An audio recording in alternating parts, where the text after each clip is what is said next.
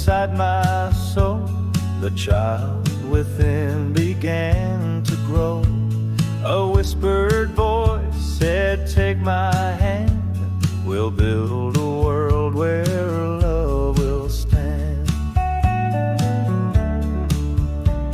We gathered hearts like scattered leaves, a tapestry of dreams to weave. From broken wings to open skies, together we will learn to fly. Kaleidoscope of happiness, 1,000 colors we possess, transforming pain to something bright. We're butterflies in endless flight. The cocoons held the weight of fears, but now they're gone with all the years. We stitched the threads of laughter's tune and danced beneath the silver moon.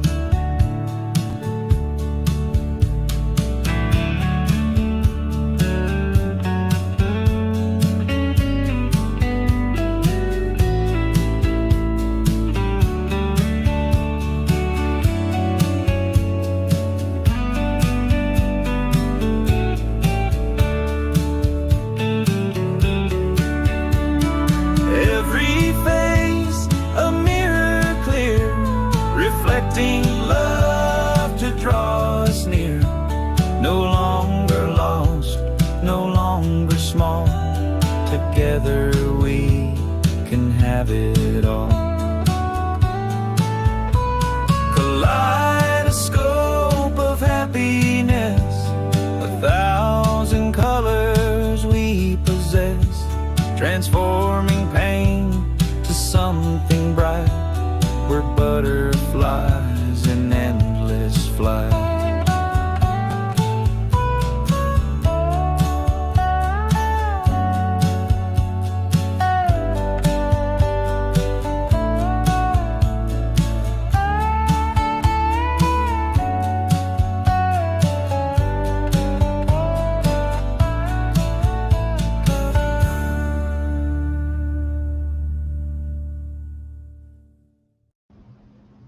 Hello, everybody. Welcome to Let's Talk About It.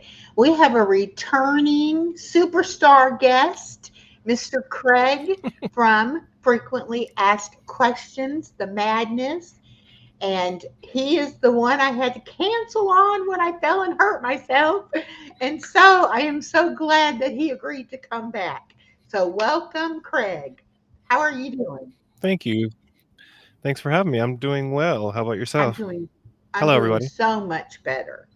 I could not even sit up. I hurt my hip and my back and my leg, and it was Oh, pinching wow. on a nerve, and I just could not sit up. I had to like be reclined all the way back in my recliner or laying in the bed.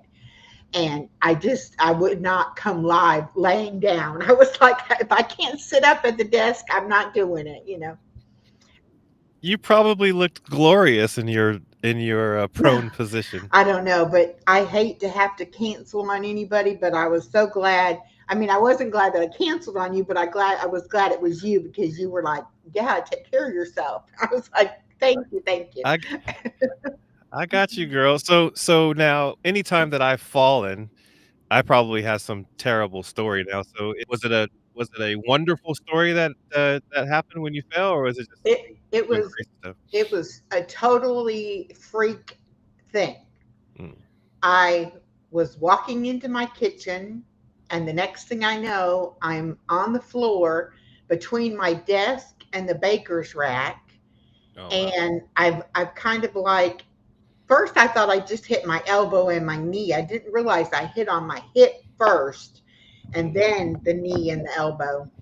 And just because I've lost so much weight, I have hardly no padding on my behind anymore.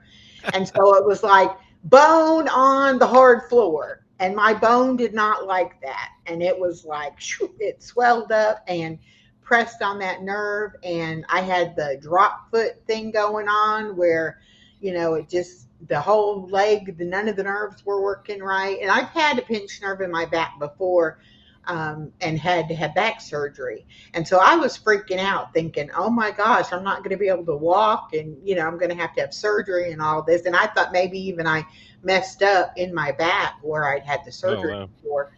So I was really freaking out. But after I laid there for a little while, then I was able to kind of scooch my way over to the kitchen counter, and then I was able to use the countertop underneath the countertop to kind of like help pull myself up.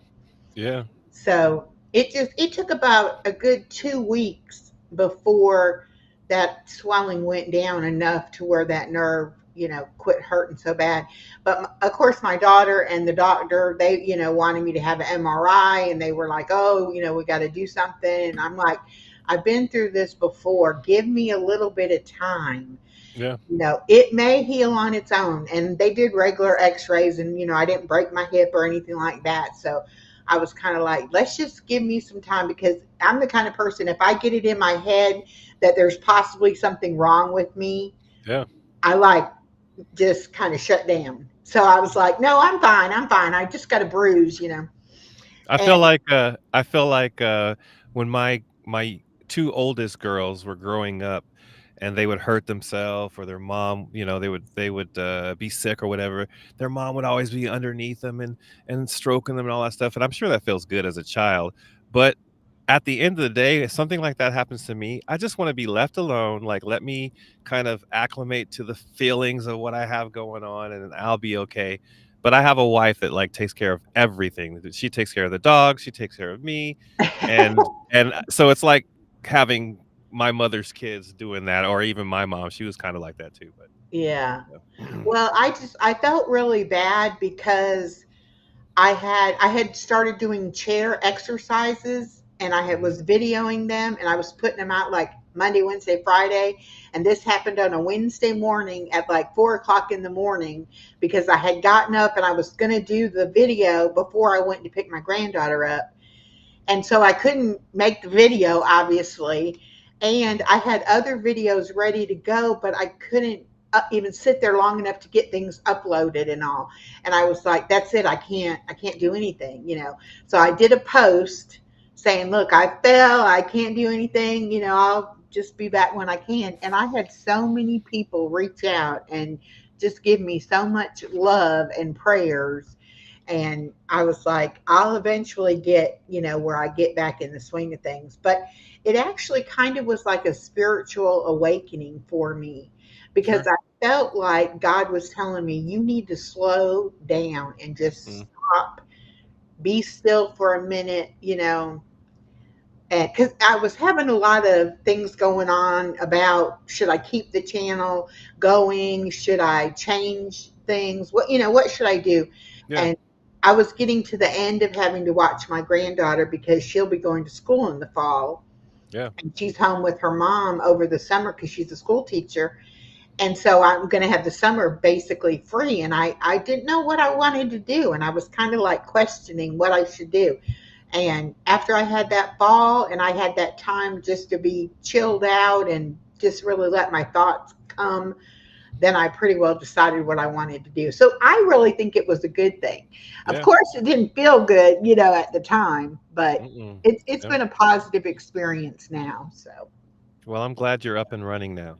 Oh, me too, me too. And I've been back out walking, and I've been to the pool swimming, and I'm going on vacation, and then I'll be back in July, but I probably won't start doing the workout videos again until like the 1st of August.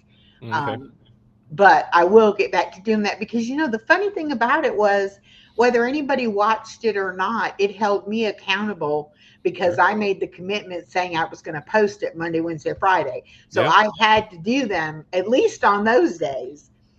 Well, when I So was working with my friend Walter, doing the show, I think we're doing talking about AI stuff because he's an AI guy, and we had kind of committed to doing like Tuesdays at a certain time, and then he had some things going on in his life, some business came in, I had some things going on in my life, and I swear, shortly after he and I stopped doing a regular show, I kind of stopped, doing videos, whether it just be for golfing or whatever. And accountability is one of those things that certainly pushes you along the way, right? I mean, when I'm out on Right. the golf course, if I'm playing by myself, I try to be as honest as possible with my score, but I seem to play better when I have other people pushing me. So accountability for sure is one of those things that helps you keep things going. Yes, definitely.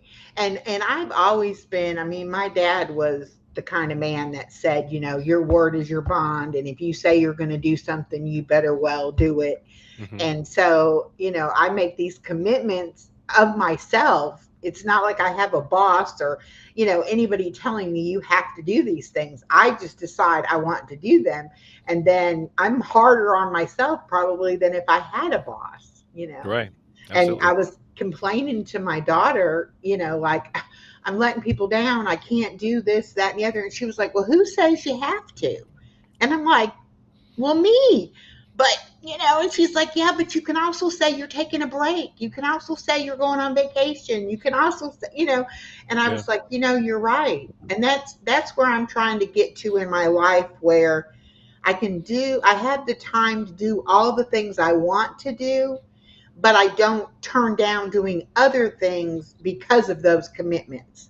Like if Yeah. I can work it out to where I can still do other things, I will. But it's Yeah. telling myself no. It's not anybody else. It's just me saying I don't have anybody scheduled for that day, and if I don't want to go live, I don't have to. Yeah. It's a different way for me. So, So how many things do you have going on? You mentioned exercise, and then you do these guest shows, right? right. And Any I added Mondays Okay. because because my reason for adding Monday night is so many people are so busy on the weekends. Yeah. And so doing it on a Saturday evening is like hard sometimes to get people to be able to schedule it on that day. Yeah. So I was like, well, let me go ahead and open up Monday night, and then maybe, I'll have people that'll be more convenient for them. Mhm. And so instead of it really just, helping out if somebody needed a Monday night, I decided, no, I'm going to go every Monday night. So now I have Monday nights at 7 and Saturday nights at 6. And then I do trivia with a friend of mine on Thursdays at noon. And then I do my regular noon on Wednesday. Who And do then you I do added a Sunday morning in there to do a little devotional. So I do that for like 30 minutes on Sunday morning at 9 o'clock. But Gotta other give than God that, his time. Gotta give God yeah, his time, right? His yes, 10%. yes. I got you, I got you. Who But who are you doing the, trivia with? her name is Elisa. Her channel is Stitching It Up, Capturing Country Life. And she also has a second channel that's like a AMSR channel, and it's Dreamland Soundscapes. Okay. And she found me back like in October, and she had just started her channel, and she really wasn't going live or anything. And she was like, could I go live on you with you or whatever? And I was like, yeah, I'll do whatever I can to help you, however you want to do it. And so she came up with the idea, well, let's do trivia. And then it just kind of stuck. It was like people were asking, are y'all doing trivia this week? And we were like, oh, well, I guess we will. So we try to do trivia every Thursday, but I could only go live during the week at noon because that's when I would put my granddaughter down for her nap. Oh, And okay. now that I won't have my granddaughter, now we can actually do it at different times if we choose to, you know. Is your granddaughter a light sleeper? She's not necessarily a light sleeper, but she has gotten to where she doesn't sleep very long on her nap. Mm. She used to be, a 3 hour nap at least. Oh, wow, that must Now, have been now I'm lucky wonderful. if I get a good hour out of her. And there for a while it was like 2 hours and an hour and a half, and now it's like an hour, and sometimes it's not at all. Do And you it's nap not do you nap, like, during the day? when she's here, you mean, if I'm I like mean, not going live? yeah, or if you don't have anything going on and you feel tired, and do you take a nap? I mean, I do if I really like, especially if I stayed up late the night before. I Yeah. would kind of like tell myself, well, you can stay up if you need to because you can always get a nap. you know. Well, like, Um, so I mean, I asked that question because, like, well, so of late, I haven't been I sleep on average about 3 hours a night, somewhere oh, wow. around 3 hours a night. I get up fairly faithfully around 7:30, 8 o'clock. I'll go out and golf, usually about 2 or 3 hours, and then I'll come home, I'll do shipping because we run an eBay business, although we're ramping it down, I still run that, I still have orders coming in, but sometime around, you know, 2:30-ish, I gotta take, like, maybe a 45-minute nap, and I feel like, you know, because my wife she works from home as well, and so she's downstairs working, and I snore, she'll hear me snoring, Oh, and no. then she's like, I'll come downstairs, she's like, "Did you have a good nap?" And I'm like, "Yeah." And I feel bad because I feel like I should be up productive, but I swear if I'm sitting in front of the computer and I'm not I mean, I feel tired, I don't feel productive at all. So I just have to take that refreshing moment and my body says I need it, so I take it.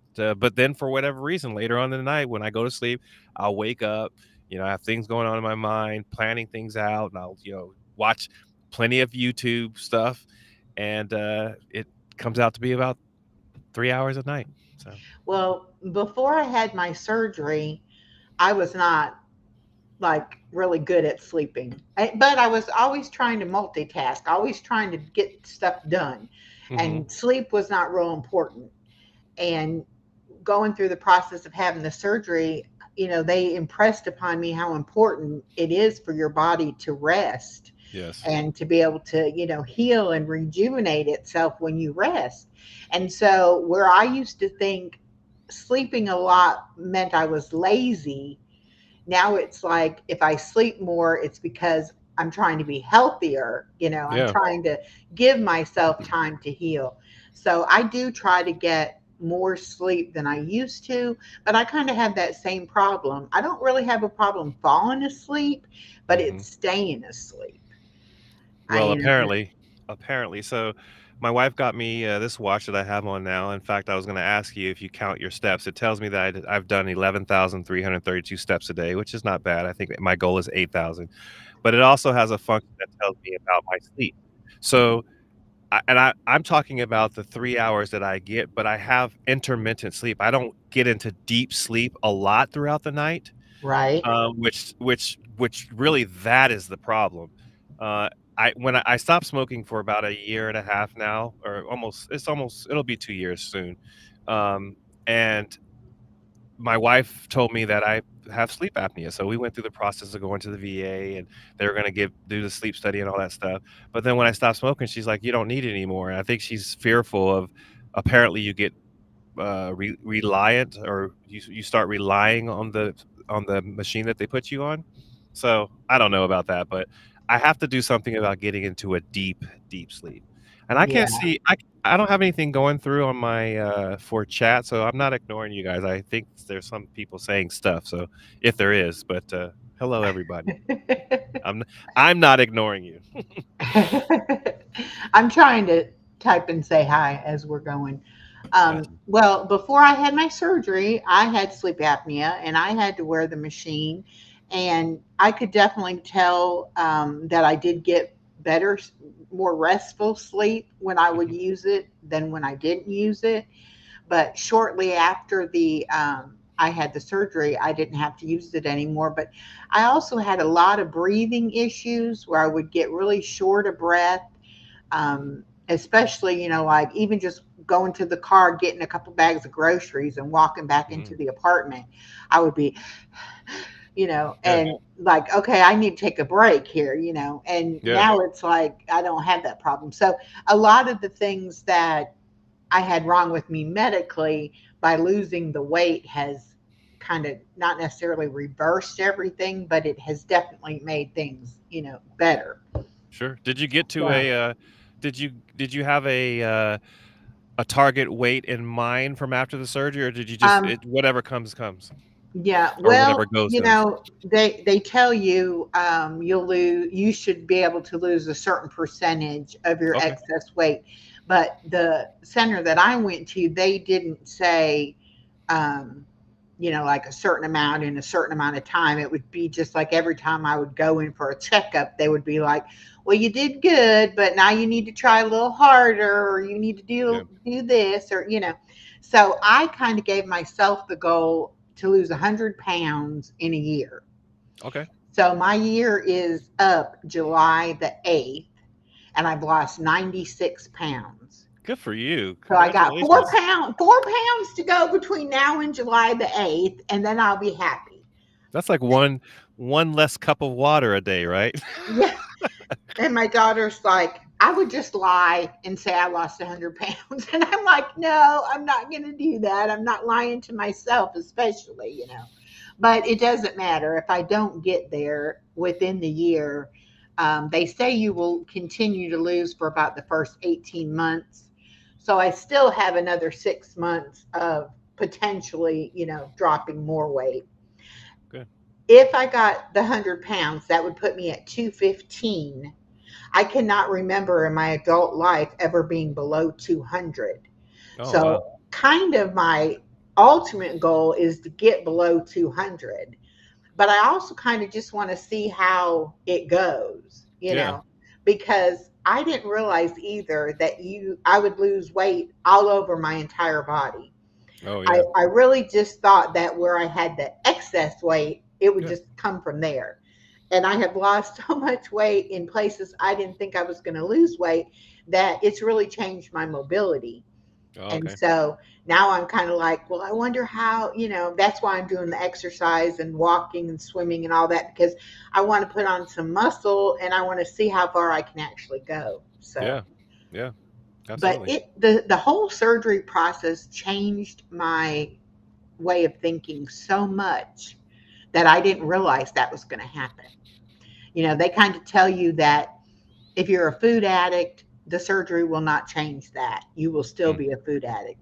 And if you don't change your mindset to try to eat healthy, even though you can't eat very much, you can still eat unhealthily and you won't Yeah. lose weight.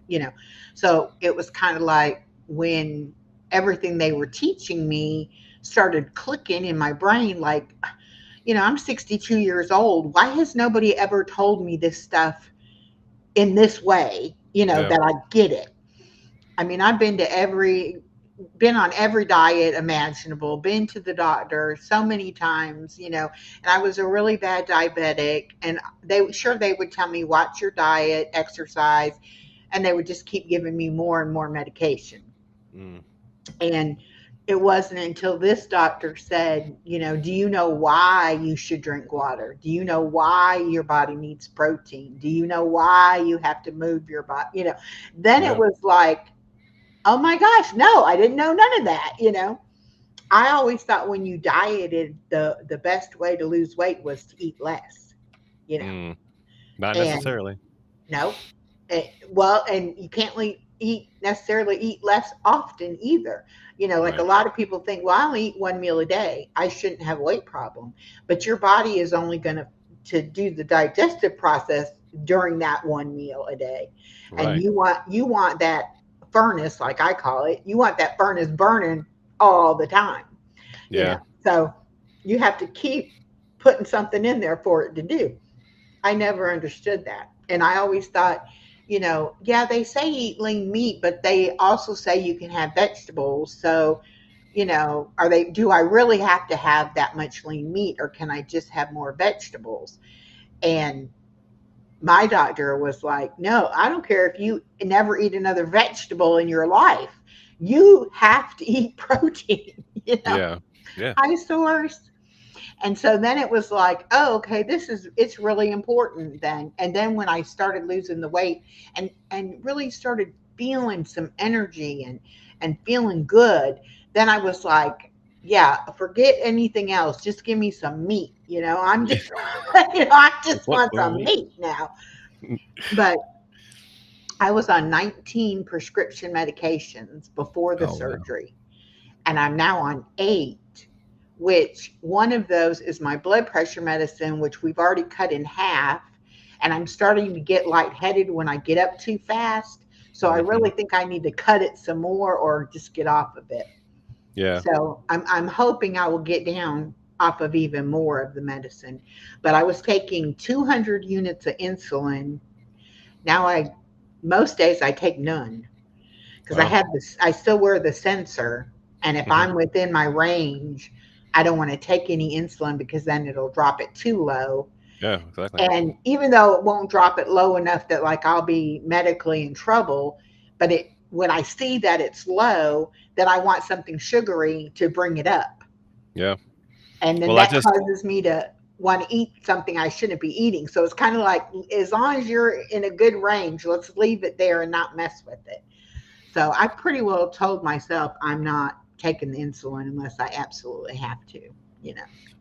my doctor, so I think you and I talked about this last time. So she was saying that I was pre-diabetic. I did take some classes, and I kind of got a different understanding of portion size, and I had gotten up to like 235, which is a weight that I've never been to in my lifetime. I mean, most of my adult life, I was around 172 pounds, and then I met my wife, and she fattened me up. She says, "I grew that ass that you have on you now, and and my stomach." But I golf every day, and just after my doctor's like, your A1C went up a little bit, and you told me that you were after you donated plasma, you nearly fainted on the golf course, this and that. I have high blood pressure too as well. Um, but my wife was like, "Look, we're gonna take away all of these foods," and she took away like I used to eat ramen every day. I love Mhm. pasta. I love bread. But she's taken all these things out of the house now and given me some drinks that I have to drink. But I mean, I'm down to like 212, and I want to get down to like 195. But my wife's like, "No, you look too skinny when you're that weight." So I think my target weight is around 200 pounds, and I too want to kind of get back in the lifting weights a little bit. I mean, my body just doesn't do what it used to when I was younger. I played Mhm. volleyball in the Air Force when I was there, so I just I like golfing. It's easy on my limbs, my joints, and I feel like I'm walking. I usually walk the course. I got a lot of steps in the day, but anyway, it is a mindset for sure. And you and I talked about this as well. I have a grandson now. You have a granddaughter, Right. um, and I want to be around for him when he gets much older. So I don't want to be doing the things that cause me not to be around. I mean, obviously we can't control everything about that aspect, but the things that we can take control over is what I'm going to try to do. So. Yeah. Well, and like even with my granddaughter, I didn't even realize how many things I was not either able to do or wanting to do with her, um, because of the weight, you know. And not Yeah. only just the weight, but I was so fatigued all the time and just kind of like in a funk and a fog, you know, like I just didn't really want to do anything. I didn't have a lot of motivation, you know. Yeah. And so now it's like, I try to even find things that we can go and do, and my daughter's like, well, y'all go ahead and go do that, you know, like she doesn't want to do it, but y'all go right ahead, you know. And it's Yeah. like I'm enjoying it because I'm able to do it. But Yeah. there's things that I couldn't do when my daughter was little, you Hmm. know, that I'm able to do now with my granddaughter. So I don't feel like I'm getting older. I definitely feel like I'm finally, you know, getting healthier and feeling better, you know. Good. My Good for back you. until I had this fall, which knock on wood, I hadn't fallen for over a year. And I mean, I used to have to use the rolling walker thing and a Oh wow. cane. And I mean, I have the nerve damage in my feet from the diabetes, Hmm. and I would fall really easily. Oh, okay. And so, as you know, I haven't had to use those things. It's like I've gotten farther and farther away from that to where it was almost like I don't even think about falling now. And Yeah. I think that's why it shocked me so bad because I don't even know what I did. I had shoes on. There wasn't any carpet or rug or anything to slip me up. There was nothing spilled on the floor. There really no reason. But I come around that corner and boom, I was down. Did your did your legs do like the when you see a dog running around the corner? I was like, oh my God, you know, because it's just like a shock because you're like, what happened? I mean, Yeah. one minute I'm walking in the kitchen, the next minute I'm on the ground. And, you know, I mean, I used to have the life alert button and I used to have a key hit on my patio. So if I fell, the life alert thing would go off and then they would call the ambulance and then tell them, you know, there's a key there, don't break our door down, Yeah. you know. And so I never worried about it. If I was here by myself and I fell or something, I was fine. But I Yeah. haven't had that life alert for probably 9 months, you know. So I was like, okay, I don't have my phone near me. It's 4 o'clock in the morning. You know, who am I going to get to come and help me? You know, so it was really a blessing that I was able to figure out how to get up. That's good. Um, I told you before we got on live that I was going to ask you something, and I'm Yes. just going to tell you that I hadn't seen this name that you have, Kaleidoscope of Happiness, and I love it. First of all, I we had a kaleidoscope that I was very fond of when I was growing up. Uh I huh. don't know where it went, but the thoughts that came to my mind were certain things, and I just want to. And I heard the song before we got on. Uh huh. So tell me what that means to you, Kaleidoscope of Happiness, and why did you pick that? I love it. Okay. Well, I had already started using butterflies as my channel icon, Okay. even when I was living my best life at 60. Hmm. And I found out that a group of butterflies is called a kaleidoscope. Really? Yes, because of all their different colors and how they Right. fly around, you know. And so I kept trying to you know, people would say, well, that's a great name, but it's long, and you know, you're not 60 anymore, you know, and I wasn't going to change it every year to make it a Yeah. different, you know, year or whatever. Hmm. And so and I actually came up with it while I was recovering from my fall. And I was like, you know, what is it I want to do on this channel? And I had had people tell me, you know, you got a good channel and everything, but you're kind of all over the place. You do all kinds of things, you know. Hmm. And I'm like, yeah, but I'm doing all kinds of things because I'm trying to figure out who I am and what it is I want out of life and how I can be happy in life, and, you know. Yeah. And so then I started thinking, you know, what I need a community of people who are like me, but different, you know, because we all are unique and we all are broken. We all have our problems, you know, but if we all come together, all those broken pieces are like a kaleidoscope. We'll make beautiful, you know, mosaics and pictures and, you know, but we have to be here to support each other. So it Yeah. was really more of a like an awakening of a coming together kind of a thing. Um, That's I've cool. I've always been very spiritual, and like I said, I really feel like God was saying, you know, you're having these issues of thinking what to do, because you're not giving yourself time to really stop and think about things. Sure. And so when I took that time to do that, then I was like, yeah, that, you know, and then I said, well, I got to call it Kaleidoscope of Happiness because that's what I want is I want, you know, to be happy, but I don't want to be just happy by myself. I want everybody to find that happiness, you know, together. So, and Do you? everybody has been like, I love the name, you I know, love it. I and love it. I'm Do you? like, I didn't think about it when I named the channel when I originally started. I was 59. I was going to be 60. I was feeling like 60 was, you know, the end of the world. And, you know, it was just going to be so bad. And so I was like, I'm going to live my best life, even if I'm 60, you know. I got you. Well, we just lost my father's brother's wife, his oldest brother's wife, this past year.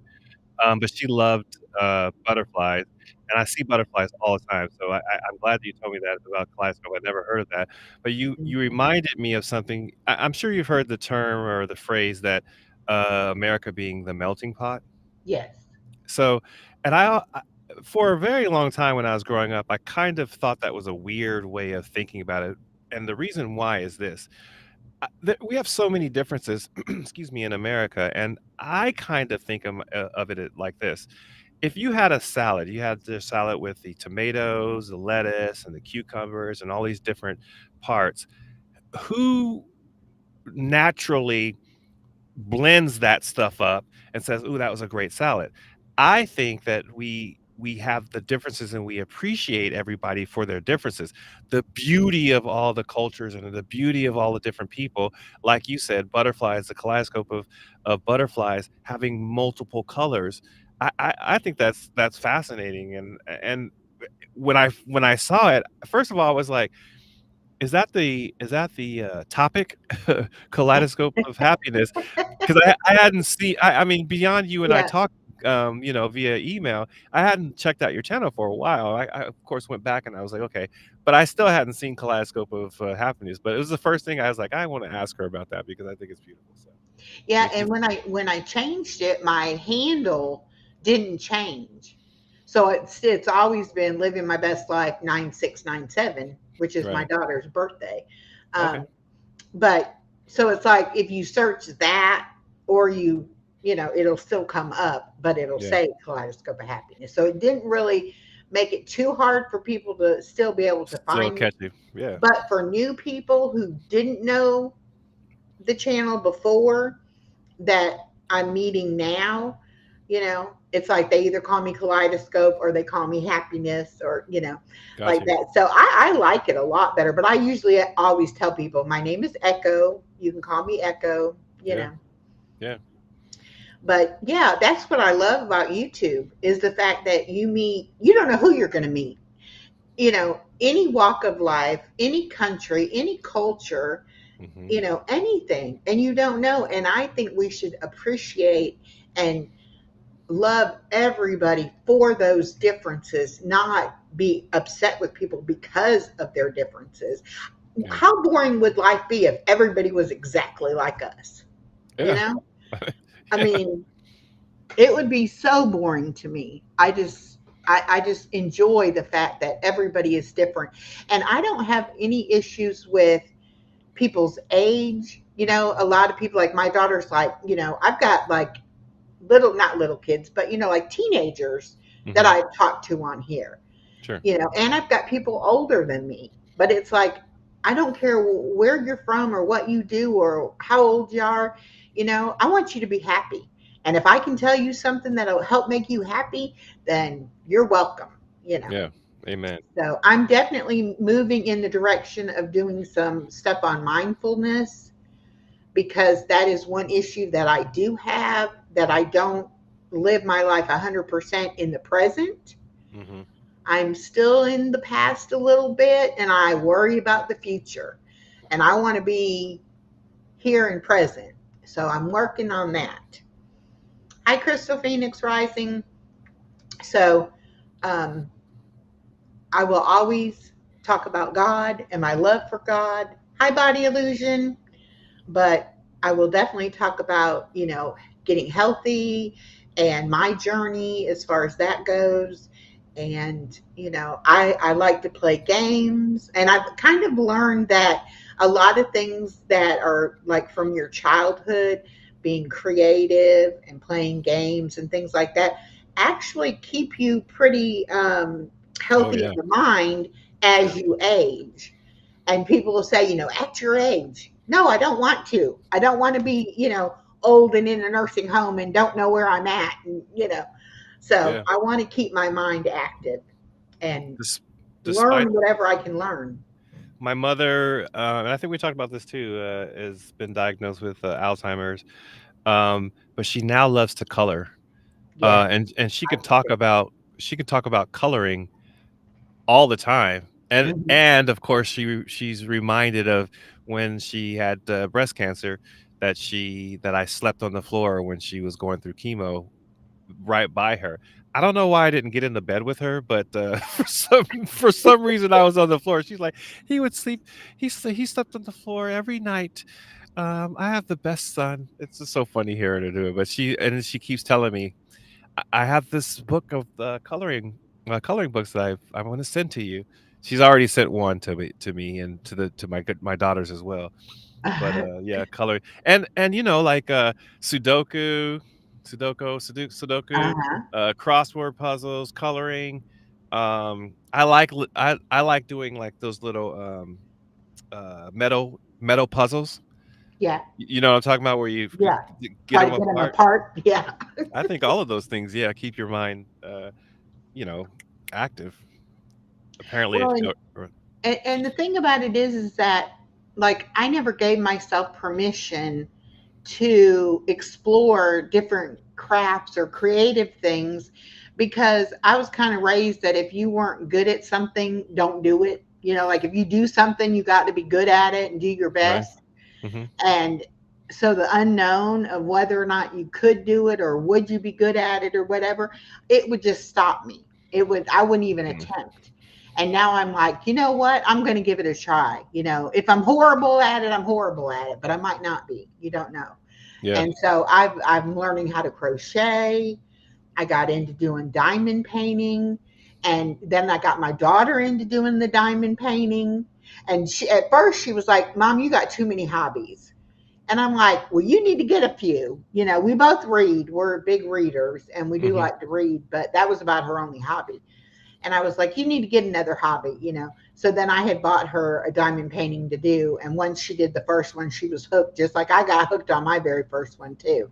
Okay, so And what's diamond painting? diamond painting, I don't think I have any right here handy, but it's like kind of reminds me of like a paint by number, Uh-huh. except for instead of with paints, you have these little gems and you have a Oh, little okay. tool and it's kind of like a glue, like the paper is like got glue on it.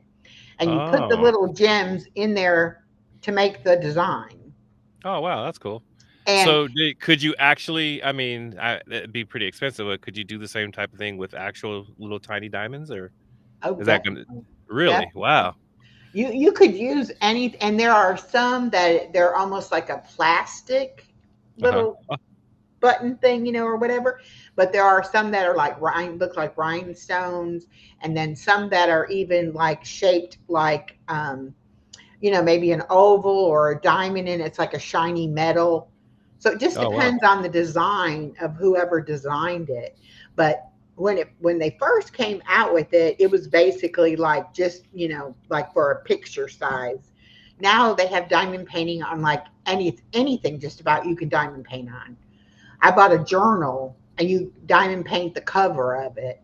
Oh, wow. And I bought coasters that you diamond paint, the little coasters. Yeah.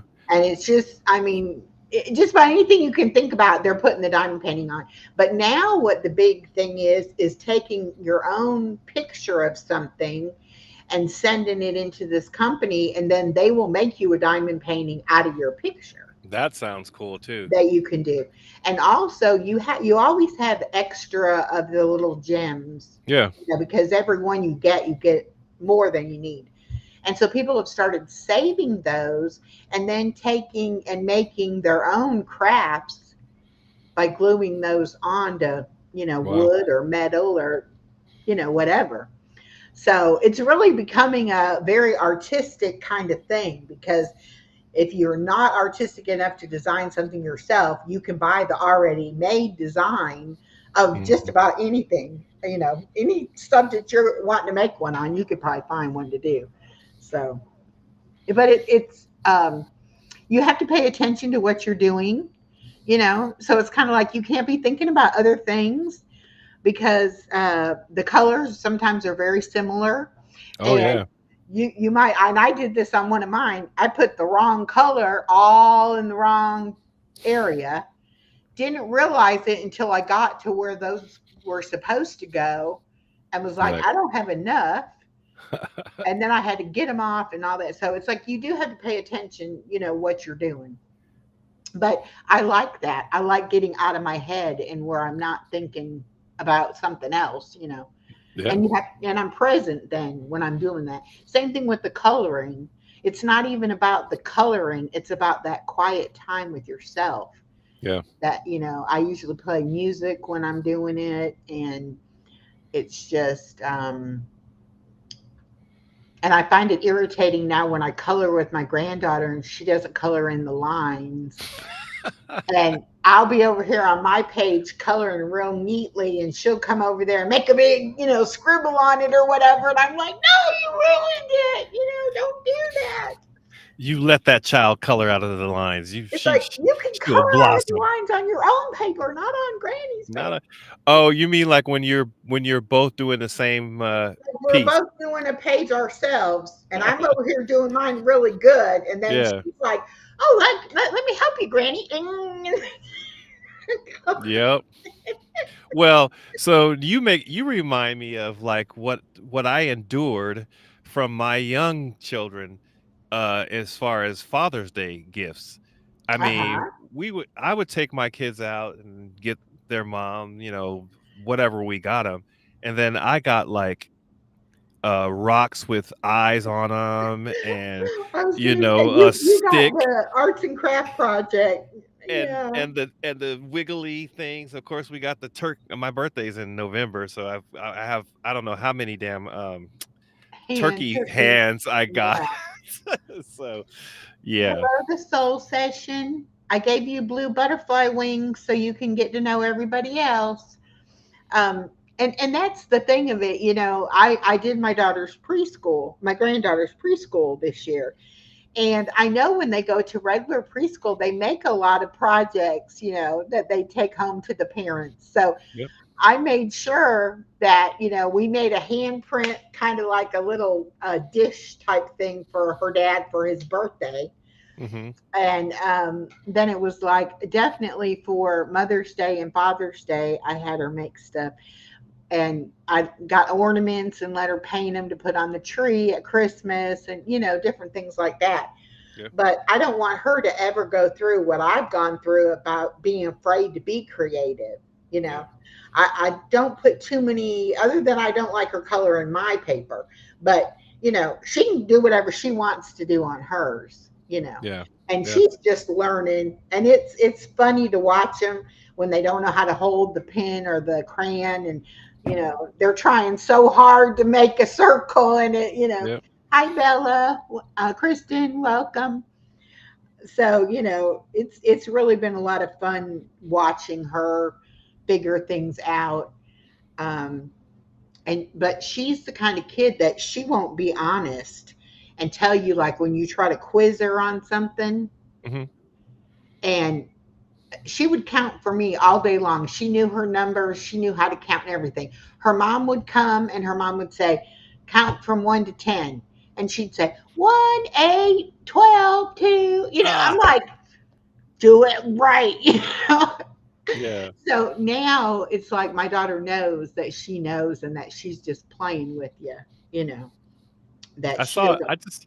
I just saw a video and it was parents asking their kids to spell out words, and they would say, like, let's say for example a car that was a Prius or Prium, whatever, and they would say Prius, and what does that spell? Car. And I used to have that problem with my daughters. Like, I mean, when they first started reading, we would sound out words or spell them out. They knew their ABCs or whatever, and they or sound it out, or at least they would spell it out. And then I was like, well, what does it say?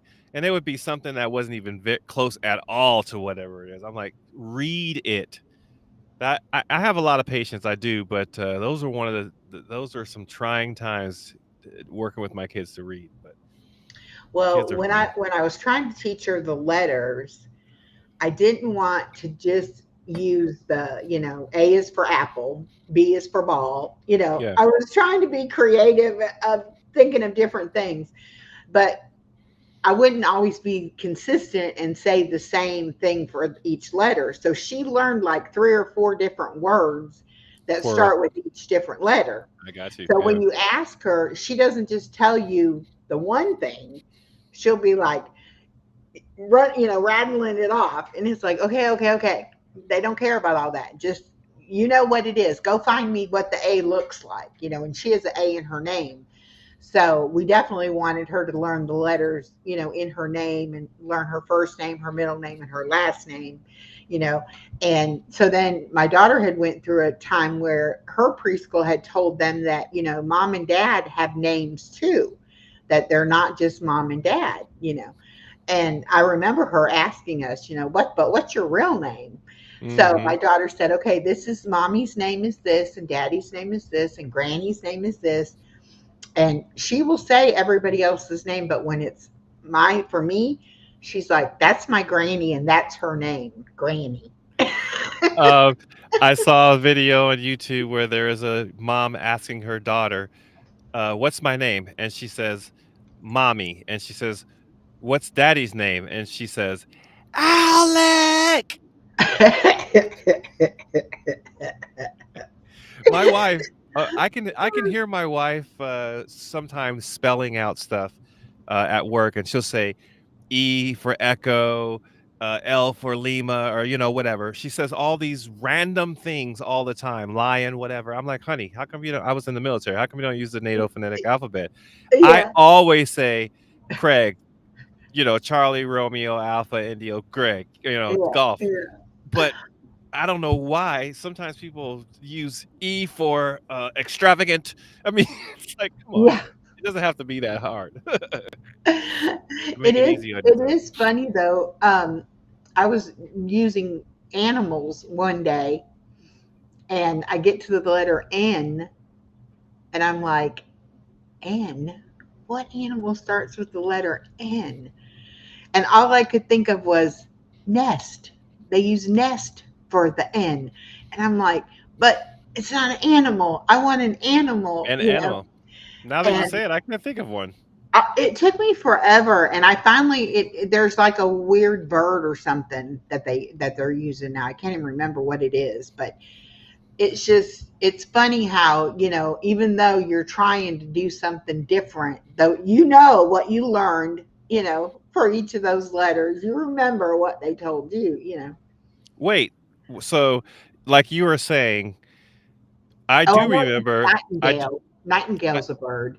Nightingale. I do remember. A for apple, but I'm trying to think in my mind some of the things that we would use for those. The letters. What xylophone, zebra, Yeah. uh, not bat, Yo yo, ball. Yeah, you but I know. don't remember what N was though. You know Yeah. what I mean? Typically, what would we use for N? Maybe And she nut? she has a alphabet puzzle, and the N is for notebook Oh, wow. on her Okay. puzzle, on that And puzzle. is it notebook as in like computer wise or like a paper notebook? Like a paper notebook. Oh, okay, okay, okay, okay. Yeah. All right. It remind so I'm gonna say happy belated Juneteenth. But I was talking to my wife today, and it reminded me because I just asked you about was it the computer one or whatever. Like, can you imagine an event that goes on in the world today where for 2 years, so 1865, 66, 67, they didn't know that they were free? I can't. I mean, we hear about the smallest incident around the world because we're so Oh connected yeah. nowadays. Yeah. I can't even imagine. I mean, unless of course our government or somebody else's government is purposefully keeping it a secret, right? I, Right. I mean, we know these things like that. To imagine that for 2 whole years, those people didn't know that they were free, and by the way, uh, nobody enforced it. They let it happen for 2 years. I just think that's fascinating how we've come And there so was far. nobody checking up to see if they were enforcing it. Exactly, You know, exactly. that's what's scary. That there could be things, and well, even like some of the old laws that are still on the books Hmm. in some of these states. Yep. Um, I can't remember. I think it came up like in a trivia thing one day or something, like it's illegal to, I'm just going to say, have a cow on the road, but that's Yeah. not what it is. But, I mean, it's just like really crazy, things, but there's still actually a law on the book of that state that Yep. says that's illegal. Well, our realtor warned us that we were looking through some, when you do the legal stuff that you have to do when you're buying a house.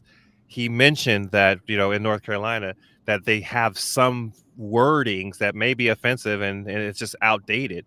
And we were like, what are you talking about? And then we came across, I can't even remember what it was. It's like, oh, now I see what you're saying.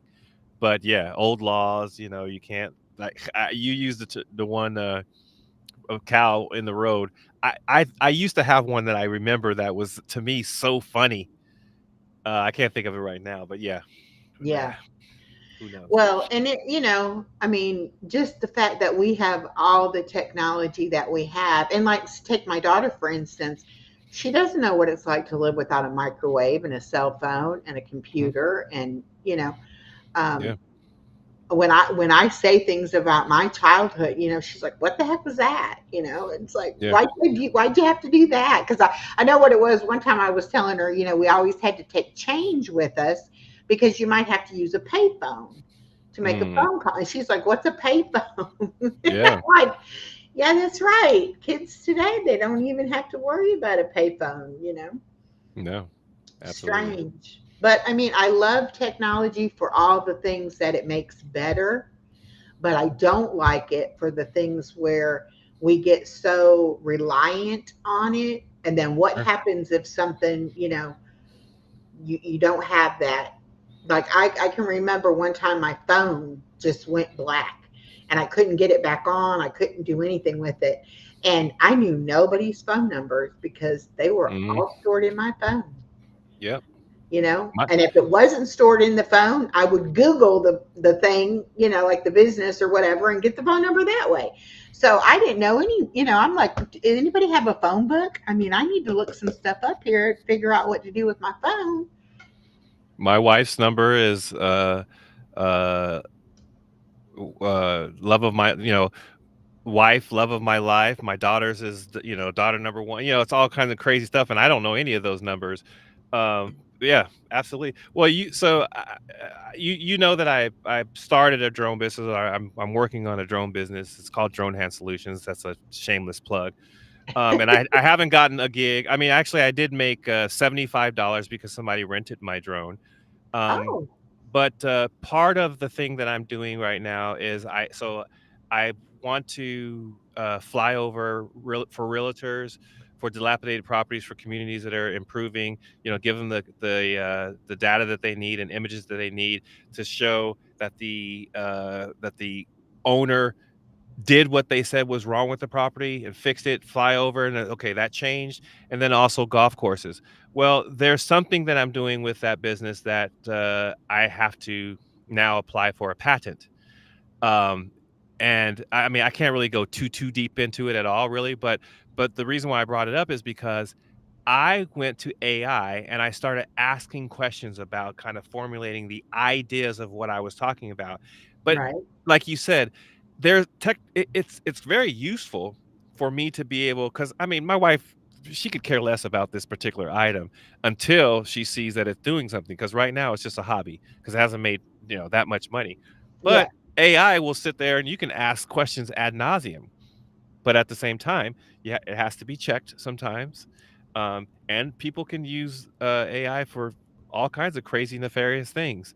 So we have to be careful with technology, to the point that it can be harmful, but we shouldn't fear it. And I know there's a lot of people out there that can fear it.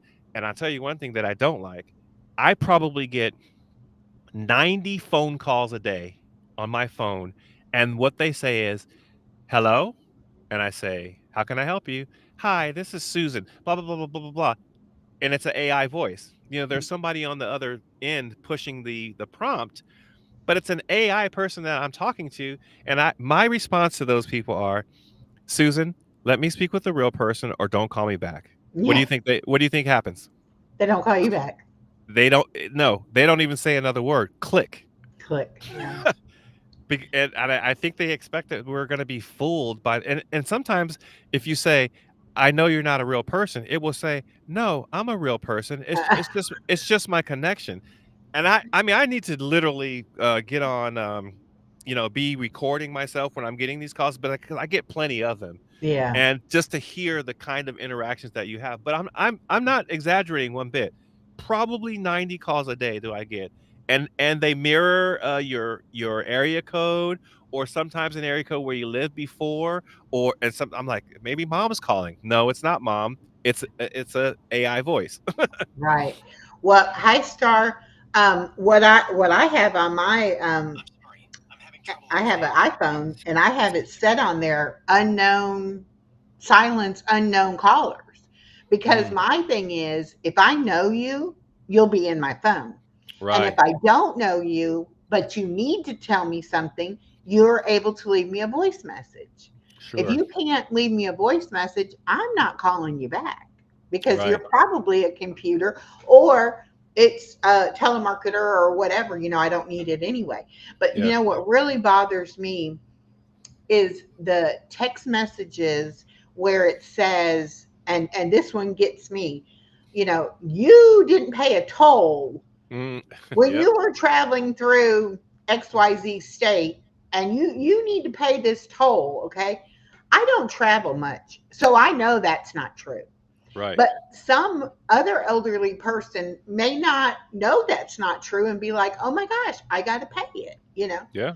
Yeah. Absolutely. And there's just all kinds of things like that, that I get all the time, and I'm like, who is falling for these things that so many scams are out there? Yeah.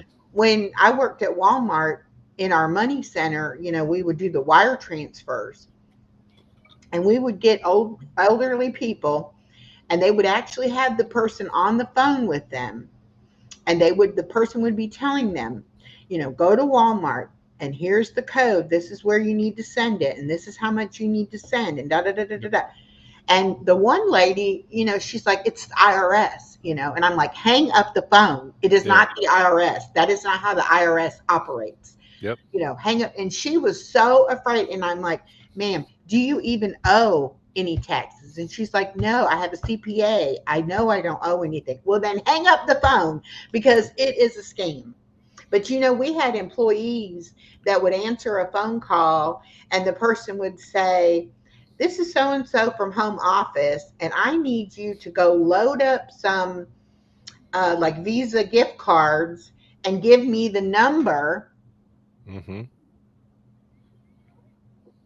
And we're going to pay for it or whatever. It's not going to make your register short or anything like that or whatever. And I'm talking like one lady did like $5,000 worth of stuff. Oh my gosh. I told you And that my mom was scammed for a period of time. I have now control over that ceased all the her phone now nobody can get through because she be, became dementia first, but I became aware and I talked to some of the people that she was talking to. And mhm, of course, the thing is they'll tell them don't this is how bad it was. Somehow my mother thought that there was a relative in France and she sent some documents. Now, I got wind of it and I stopped it, or she was going to send. But that's the thing is they have them convinced. If it's not that you're going to get some money, it's pay a bill or some taxes that you owe. I mean, they are getting so creative, and they probably this is going back to the AI thing. They probably have utilized AI on some level to be mhm. able to tweak their script. You know what I Yeah, mean? yeah, Because the way that you used to be able to tell almost immediately is the wrong English, grammatical errors, spelling, and those kind of things. But now everything is getting corrected, so it is getting harder and harder to kind of to figure those things out.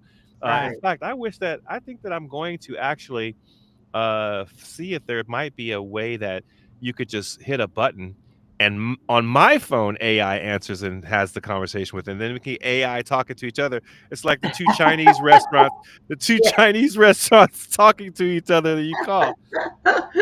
I've never done exactly. that. I just heard. Well, when the AI stuff first started coming around and stuff, I was like, I'm not getting involved in it. I just felt like it was going to take people's jobs away. and make it so that, it's already bad enough we don't have to have encyclopedias or dictionaries or Mhm. anything like that, that we can just rely on the technology on the internet for those kind of things. But I was really afraid of it. And a friend of mine got into doing the Suno, the music. Sure. And he was like, I'll help you write a song.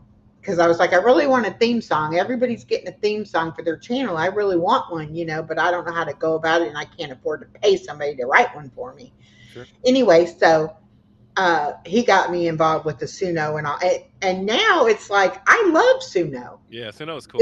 It's like I can't. Sometimes the things it comes up with, I'm like, well, that's not what I want to say or whatever, and I have to fix it. But a lot of times, I don't know exactly where I'm going or what I'm wanting to do, and it helps you with that. But I really like the fact that it'll pick the music. Like, you can just press a different button and it will give you a different type of music. Yeah. And you can just keep doing it until you find the music, that you like or whatever. Yeah. But now I didn't know anything about, I use Canva, and now Canva has AI on it. But somebody was telling me about the Chat GPT or whatever. Mm-hmm. Now, there are people who are actually believing, like, instead of like going to a therapist or going to a church or a minister, Mm-hmm. they are actually believing what AI is telling them about different things. And I'm afraid people are going to get to where they don't need any human contact at all. That all Sure. they need is if they want someone to talk to or something like that, it'll be through AI. Yeah. So that scares me. And it also scares me that, it says right on there, it can be wrong. You Yeah, have absolutely. to check, verify, or whatever. But I do like the part of it that can kind of help you maybe come up with ideas or look up some information, which to me you can do it on Google just about as easily. But if don't want to go and have to research a lot of things, it's Yeah. easy, to kind of do that or whatever. I'm the kind of person though that I still like an actual book, and I like to know that somebody has degrees and knows what they're talking about and wrote this book, or whatever. But I Yeah. know that can still be wrong too. So, and I think, especially on YouTube, we have to frame things it's in my opinion, or it's my journey, or Yeah. this helped me, because we're not professionals. We don't have degrees. We can't, sit here and say, well, I did this and it's going to work for you. You have to do this, this, and this. No, Yeah. you can say, these are some ideas. This is what I tried, or, whatever like that. But you can't, You can't and I completely. don't want people to rely on it as the truth when it might not be the truth. Well, I mean, no matter how you look at it, I mean, anything to an extreme is dangerous, right? So if you blindly go and ask AI, any one of them, Gemini, ChatGPT, any one of those, if you ask them, let's just say, for example, the meaning of life, right? I mean, Mhm. you have to understand that there's a resource pool that it's drawing from. Did it get it from a Hindu source, a Muslim source, or maybe all of them combined together? You have to have the open mind enough to understand where the resources are coming from, and you also have to you check things out. You know how the Bible says, try the spirits, right? To see whether they be light or dark. I mean, you have to do the same type of thing with Chat GPT and AI and all those kind of things, and understand that it's not gospel. It's not the absolute fact. In fact, if you look up dates, sometimes the math sometimes might be wrong, because the way that the algorithm is set is not necessarily made to do rote arithmetic, for example, in certain circumstances. So it's it is one of those things that's always going to keep developing. But I don't think there's gonna be a time necessarily where we don't need people. You know what I mean? Like, we have to be around, but Yeah. it's certainly getting to the point where it's very useful. And once you use it more and more and more, you kind of figure out how you can get the most out of it, I think is Yes, I agree with that. yeah. And now, somebody was talking about it the other day and saying they asked it, like, who am I? Or, tell me about myself or whatever like that.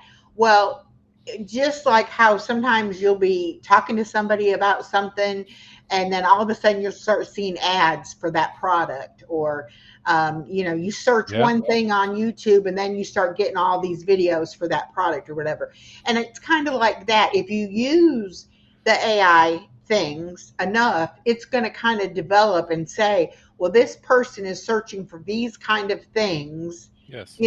and so, yeah.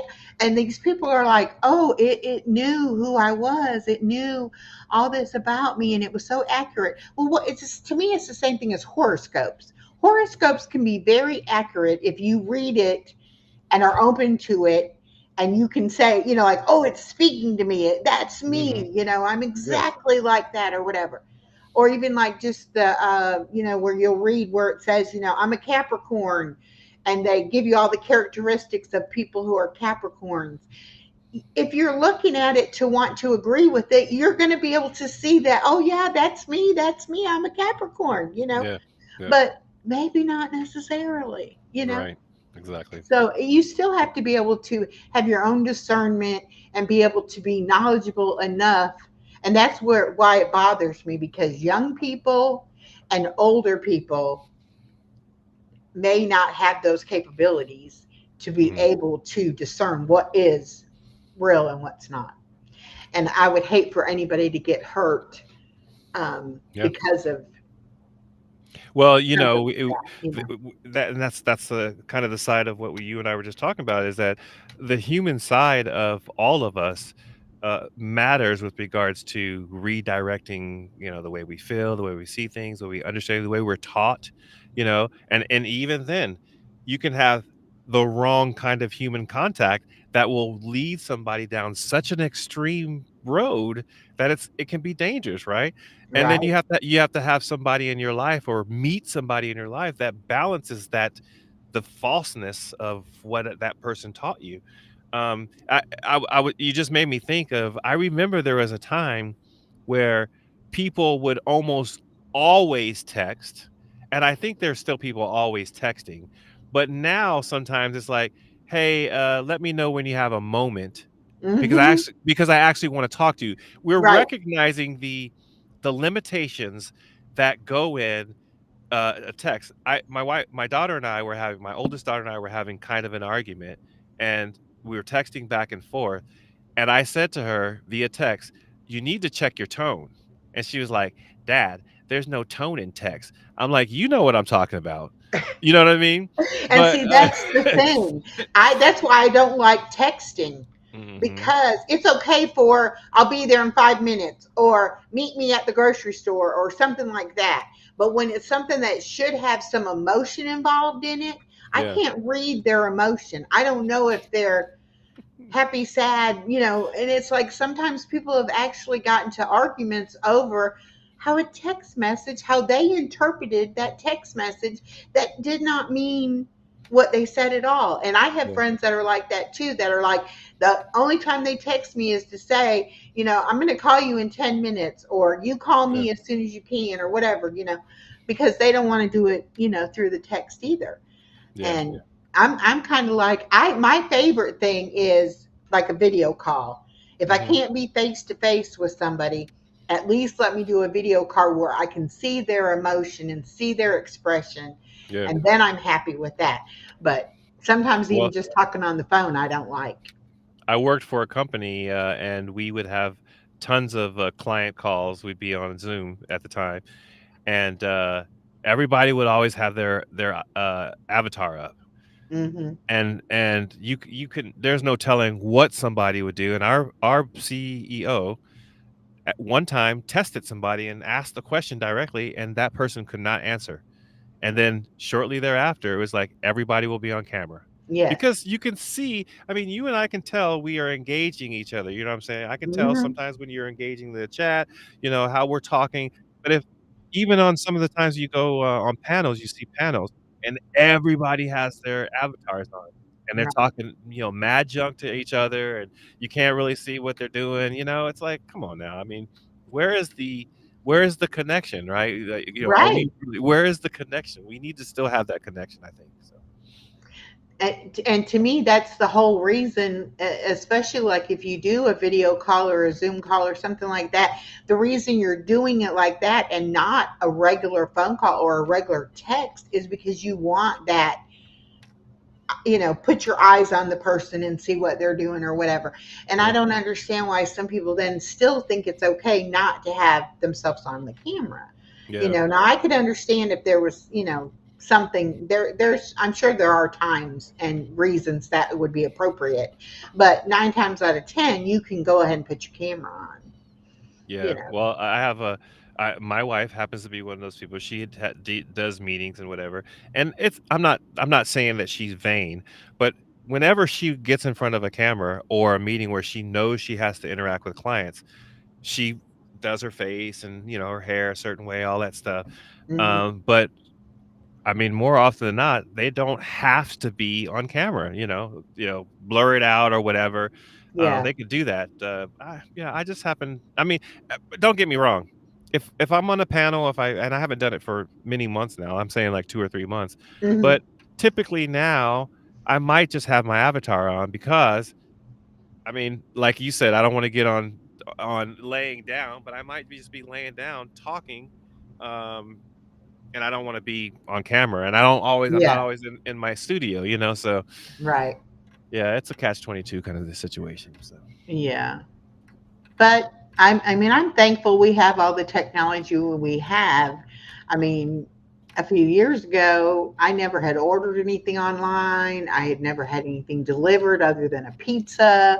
hmm I mean, there's just so many things now that, we're able to do that we couldn't do or didn't regularly do, yeah, even just a few years ago. yeah, So for I'm sure. I'm happy with, the way it is. But there's just things that you still need to learn in school, and you still need, um, Common sense. yeah, we can't get rid of everything that Yeah, I makes agree. us human, you know, and allows us to have those interactions. I was listening to somebody the other day, and she was like, I'm socially awkward, and so I don't like to be on the camera and blah blah blah. And I was like, but you are on the camera and you're not socially awkward. You may think you are, but I'm telling you, I'm watching you and you're not. You're doing fine. Yeah, And she was like, well, people just always tell me that. And I said, you don't have to believe everything somebody tells you. that's You true. can you can take that thought and say, do I believe this to be true? Yeah, Or is this their opinion? And why are they giving me that information? you yeah, know Sometimes people tell you things just to be mean and ugly to you. yeah, And you don't have to take that. You can say, oh, no, no, no, no, no, I know who I am. I'm not socially awkward, or yeah, whatever the case may be. And she was like, nobody ever really talked to me like that, to where you're right, I don't have to. Who are they? Why am I listening to them just because that's what people have always told me? yeah, And she said that she did notice that if somebody would make a comment like that to her, that she would like close down. yeah, And she was then socially awkward because she was self-conscious of the yeah. fact that somebody thought that's what she was doing or whatever. Sure. I'm like, mm-mm, don't let Well, somebody have that control over you. what's the emperor's the emperor's new robe or whatever, or new clothes or whatever? Hmm. You know the story of what I'm talking about, Yeah. where he was naked, but everybody thought he thought that he had this wonderful robe. I Hmm. mean, if the minimum standard of you going outside was that you had to have clothes on, um, if you looked at yourself in the mirror and said, "I don't have any clothes on," you're not going outside. But once you put clothes on and you decide in the mirror that I have what I need to be able to go outside, you've clearly made that decision without anyone's input out there. Then Yes. then once you get outside, then you have to deal with, that's a pretty shirt. Or why did you choose that color? Only effect that you have now is their opinion after you made the decision to go out and face the world. Right. So, like you said, to your point, I mean, it matters what you think first, and Mhm. then maybe there's some influence with what's going on outside that door. But you don't have to be affected because you already made the decision before you even went somewhere. Right. Right. And you know, how easy is it for us to just take what somebody else said, especially if you have low self-esteem and you don't feel good about yourself anyway. Yeah. And then somebody tells you something negative about yourself. How easy is it for us to be like, "Oh my gosh, they're right. I Mhm. am that or I do that," you know? Yeah, absolutely. I was raised by a very narcissistic mother, and it was always criticism. It didn't matter what the situation was, but one of my favorite memories of her criticizing me was she would tell me certain colors didn't look good on me. Mm, And so I would never buy, even as a grown adult, I would never buy clothes in these certain colors because my mother said they didn't look good on me. right. I never tried them and said to myself, does it look good on you or not? I Yeah. never asked my friends or anybody, you know, do I look good in this color? I believed what my mother told me. Right, And right. so I would not wear those colors. Now, how ridiculous is that? You can wear whatever color you want to wear, you Yeah. know, and who cares if other people think it looks good on you? If you like it, you know, if it's your style and the color that you like, Yeah. wear it. It's Yep. not a big deal. But I can see how just that little tiny criticism can get in your mind and it can just change you as a person and make you start questioning all kinds of things. Yeah. You Well, know? do you think it I mean, that goes to speak or that goes to speak towards uh the impressionability, how impressionable Uh-huh. kids are Yes. and why it is that media, marketing, all those things try to target a mind as early as possible. Hmm. And which is, I mean, and that goes for racism, sexuality, all the whole gambit of things, which it's our duty as parents and grandparents to protect that young mind, right? Yes. Because if it's not fostered in a certain way, then you can have a person that thinks that they look bad in blue and have never even tried it before, only because Right. they were told that. Told that. Yeah. Well, and one thing that my daughter and I talked about before my granddaughter was born um, is about gender, Mm, because there was so much controversy over, you know, there's girl toys and boy toys, there's girl colors and there's boy colors, and you know, and my daughter said, I don't want to raise her for with any kind of stereotypes as far as, you know, she's a girl, she's got to play with the dolls, you know. mhm. And I said, you know, I can understand that you don't want to do that, and it's fine for you to make that choice as her parent. But when she goes out into the world, there are going to be people who are, you know, based on gender or whatever. Yeah. Yeah. And so we really didn't ever say no, you can't do that, or you know. And one of her favorite things to do is to play with cars, and she likes to go out in the dirt and, you know, get the dirt all in the wheels and, you know, all of that. She also likes her dolls, you Yeah. know. She also likes, you know, stuffed animals and nurturing them and taking care of them. But I mean, it's like she has, but to me, she has the best of both Sure. gender. Balance.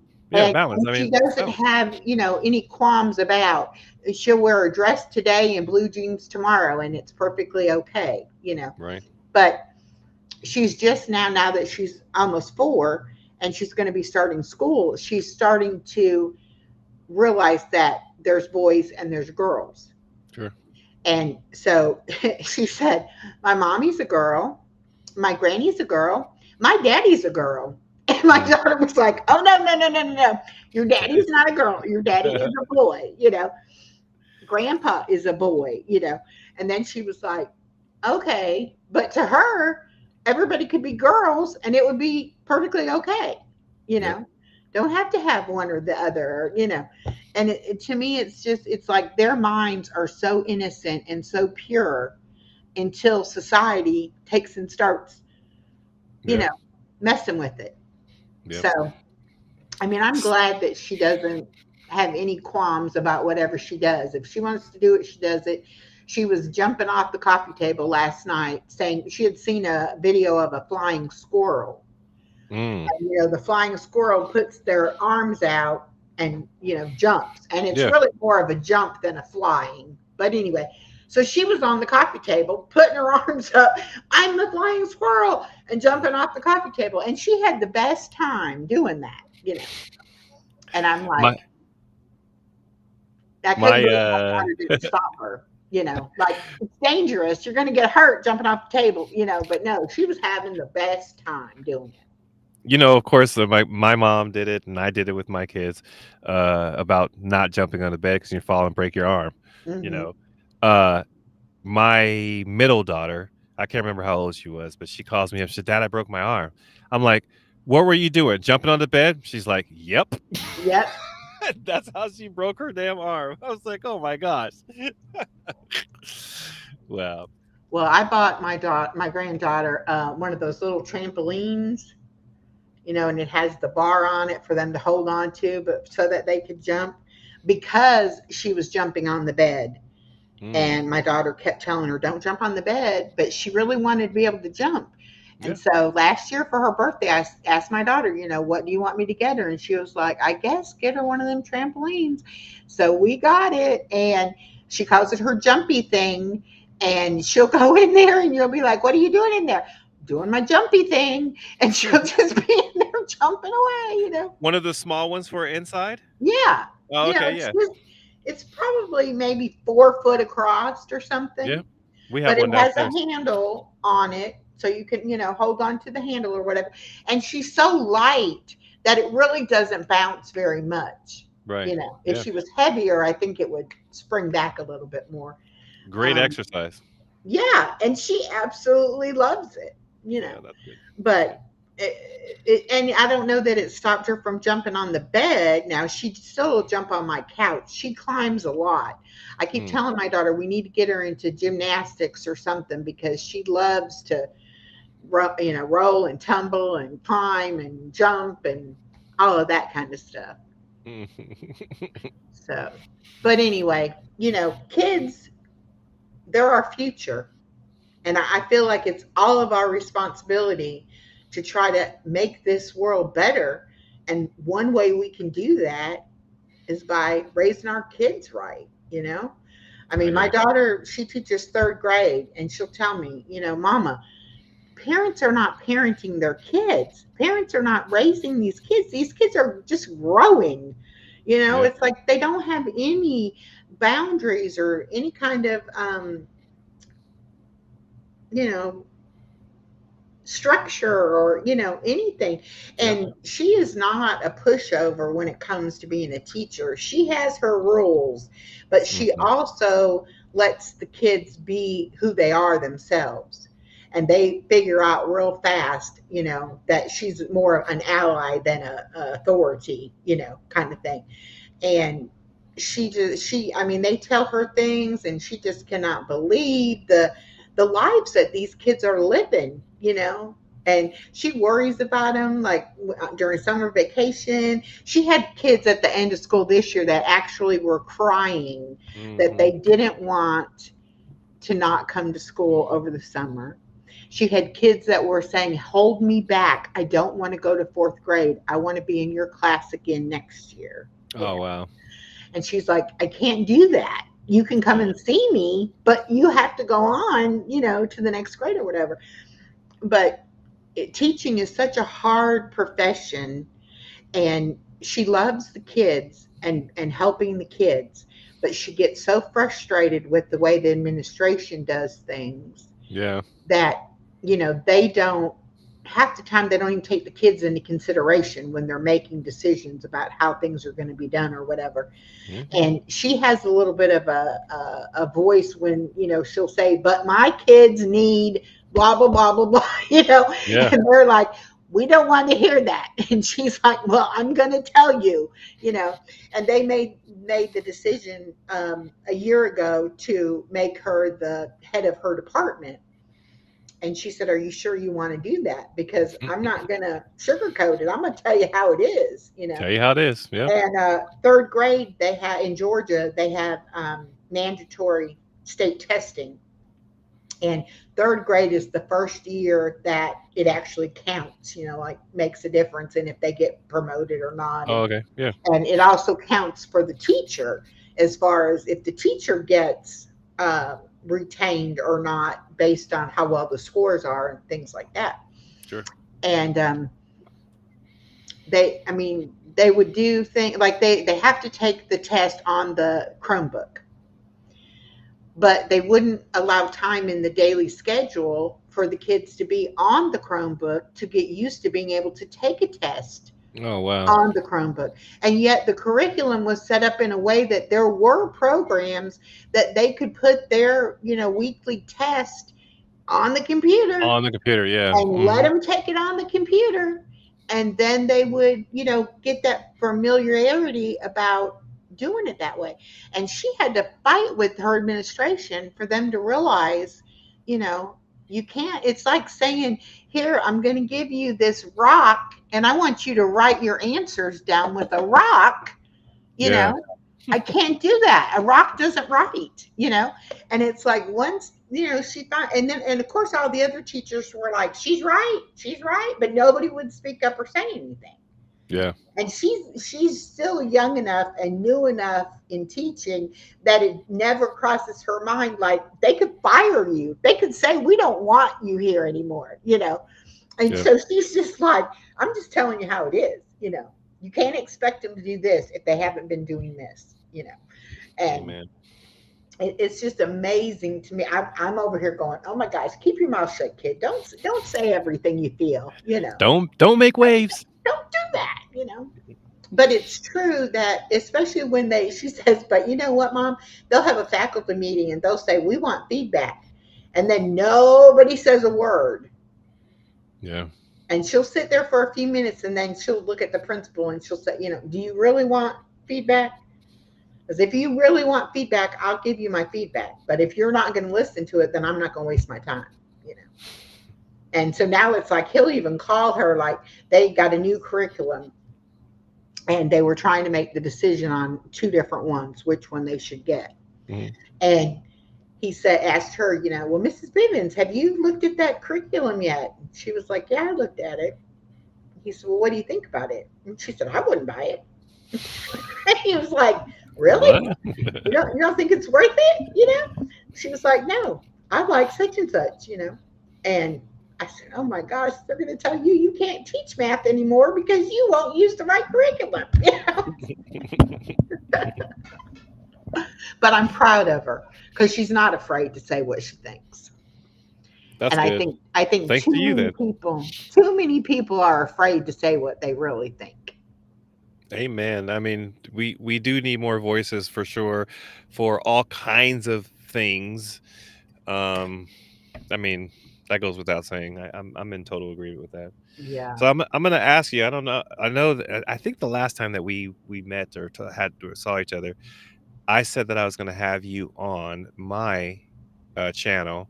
Yeah. And because you've re-sparked me having getting back in front of the camera and sharing my thoughts and doing all those things, I had such a wonderful time with you. I'm going to ask you to be on my show, and we'll set up a date. Okay. But 100%, if you ever want to have me again, you know, I'm only a text away. I think you even have my number, so Yeah. Don't hesitate to call or text or send me an email. I'm there. I definitely would like to be on your show, and I definitely will have you back. I enjoy talking to you so much. And Absolutely. I've had so many guests are like, well, do you have questions you want, you know, you're going to ask me or whatever? And I'm like, I don't do that.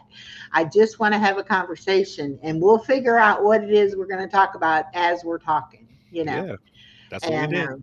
I never have a boring conversation with anybody. I mean, we always either the chat says something Yeah. or one of us say something, and then it's just like, okay, now we said we try an hour. It's an hour and 35 minutes. 35 minutes. And I and know. it just went by just like that.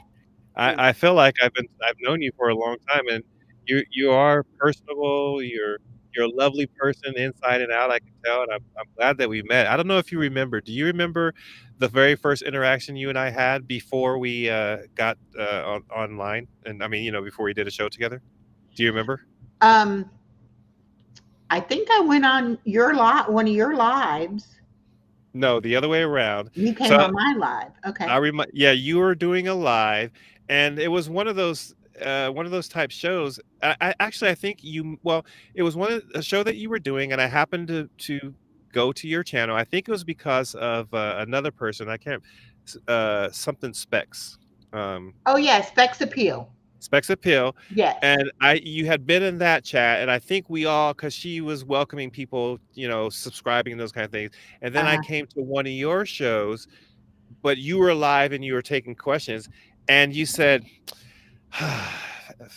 FAQ the Manish. Like I asked a few questions, like, I don't know if I'm just gonna trust you, don't and give you a wrench. And you gave me a wrench, and then there was the very beginning of our relationship. So I've done that with a lot of people because yeah, you want to trust people. You really sure, do. yeah, And if I saw you over in Specs Appeal, I probably thought, well, he's probably okay. But I had no idea who you were. yeah, yeah. And I even know Retro Music Man that does karaoke. I let him come up on my panel, and I didn't know him at all. And he took over, and we're great friends now. But I mean, that was just like a freak thing that I even did that. Yeah. But yeah, I knew we had met in a live stream, but I was thinking I had come on your channel. Yeah. Well, I mean, because I don't remember having a live show prior to meeting you. I just remember that interaction specifically because, in my mind, I mean, you earned that type of trust, right? Like, the last thing I want to do is do something that would let you down after you extended that type of a branch, right? So, I remember because I have seen people come on into people's lives and do have ill will. So Yes, uh, yes. it I understood the notion, and I've tried to protect it, and you've now had me on your show twice, so, I'm just glad that we connected on the ways that we have, so, Yeah. Well, yeah. I'm usually the kind of person that I'll trust anybody once. It's like until you give me reason not to trust you, I'll Yeah. trust you. But I was a little naive when I first started YouTube, and I did have a couple people up on stage that did inappropriate things, and I had to like delete the live and things like that. But Yeah. I think that's they know when you're new and when you don't know how to protect yourself and what to do, Yeah. and that's when they try to do that. So I kind of learned my lesson about that. But Yeah. you still, I mean, I went in a live stream the other day, and the person that was having the live stream, he and I had met in somebody else's live earlier that day or the day before. And I hadn't checked out his channel, and he hadn't checked out my channel yet. But I saw him live, and I was like, oh, I'll go see what he's talking about or whatever. Well, he had been in somebody's live and had been having a conversation with this guy, and he was like, hey, I'll go live and you can come on, and we'll continue the conversation. So he didn't really know his guest at all. He just had Mm. met him. And so I pop in the chat, and he's like, oh no, my audience isn't like your audience. And I'm like, what do you mean? They're people. What do you mean? And he's like, well, you're so sweet and nice and everything. And I'm like, yeah, I'm family friendly channel, but I mean, I'm 62 years old. It's not like I haven't heard and seen things before. Right, And he's right. like, well, but I don't want you to be offended. And I was like, well, I'm not going to be offended. And I can always click off if I do get offended, so it's fine. So he's having a conversation with his guests and everything. And I was like, well, it's just the three of us in there. And so I said, well, let me ask a question. So I asked a question, and it took us down a whole nother conversation. Sure. So then a couple days later, I'm up on the panel, and they had dropped their link in the chat, and he gets the link, and the guy's like, I don't know you, but I guess I'll let you come on, So when he popped on, I was like, hi, and the other guy is like, well, I feel better now. If Echo knows you, you Yeah. must be okay or whatever. And he's like, yeah, but we just met, and I didn't want to offend her, or whatever. And I'm like, why do people worry if they're going to offend me? It's like, do I come off like I'm this Bible thumping, prim and proper person or whatever, It's like, don't It's worry about it. I'm a big girl. If I get offended, I get offended, But it was so funny. Oh, my audience isn't like yours. well, if you carry yourself a certain way in the presence of other people, like for example, if you've been talking to them for a period of time and they say a cuss word, for example, and they're like, "Oh, I'm sorry," it's likely that you've demonstrated a certain level of, you know, not promptness, but that you conduct yourself in a manner which warrants them respecting that, right? So I'm not surprised that somehow, some way, that individual would say, they're not like them, or they're recognizing that have earned a certain level of respect in that regard. So, I mean, but at the same time, like you said, I'm a grown woman and I've seen and heard Yeah. at least enough. If I want to press delete or goodbye, then I can click on the goodbye button. So And I've always told my daughter, because my daughter will swear and her husband swears sometimes. And I've always told her, I try very hard not to. And I do have other words in my vocabulary, so I don't feel like I have to do that. right. However, if you ever hear me swearing, you need to go ahead and call 911 because something's really, really Something's wrong, for I, me to go there. So my daughter's all the time like, oh, don't. And what she used to do is the songs on the radio. If it was a sexual song or cussing in the song or whatever, she would automatically reach up there and change the station. And I'm like, well, what's wrong with it?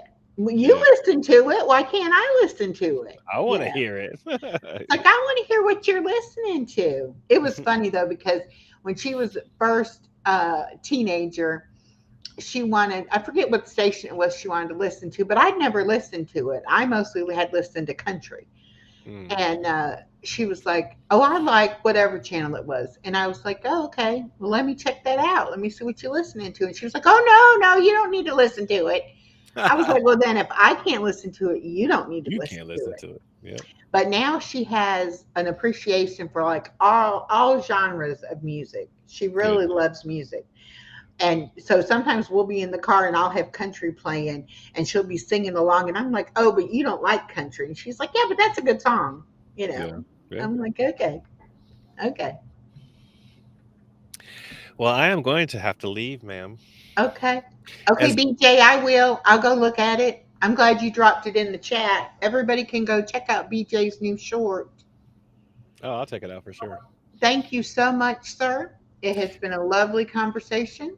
And My just pleasure. let me know, the only time I can't do it is going to be the last week of June, beginning of July, because I'm going to be on vacation. Yes, congratulations. And Yeah, we're going to be gone too. So but we'll after figure it out. We definitely figure it out vacation, for sure. I'm available, and Sounds that will good. be a lot of fun. And you Absolutely. should be inspired to be back in front of that camera. You're very good at it, and you have a lot to say.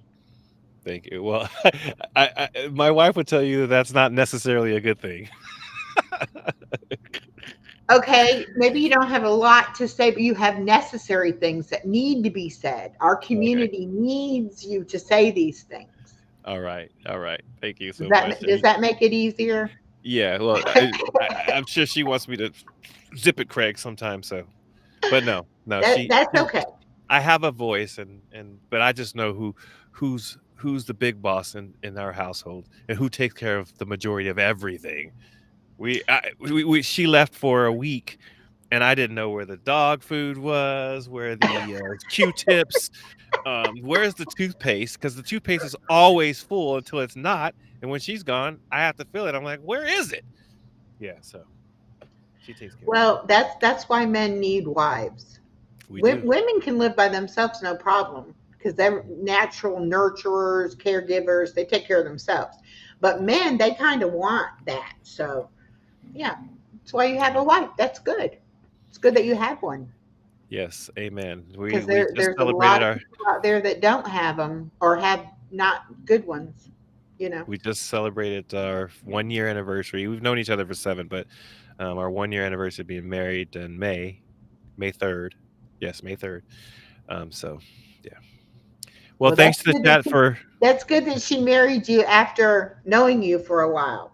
I know, right? You know, because she probably saw who you were and was like, "Yeah, I'll still marry him." You Who'd know. have thunk it? Yeah. Yeah. I lucked out. I did luck out. Well, thank you to the chat, and thank you for you having me. Uh-oh. See, I didn't even mean for this to come on. Anyway, so All you right, guys have a good everybody. night. We'll Have talk a to you good later. rest of your Saturday. I think Chef Hit Dice is cooking, but I don't know if he's still on. But I'm going to run over there and see if he is. So if y'all aren't doing anything and you want to go see somebody cooking, go see Chef Hit Dice. Chef. All right.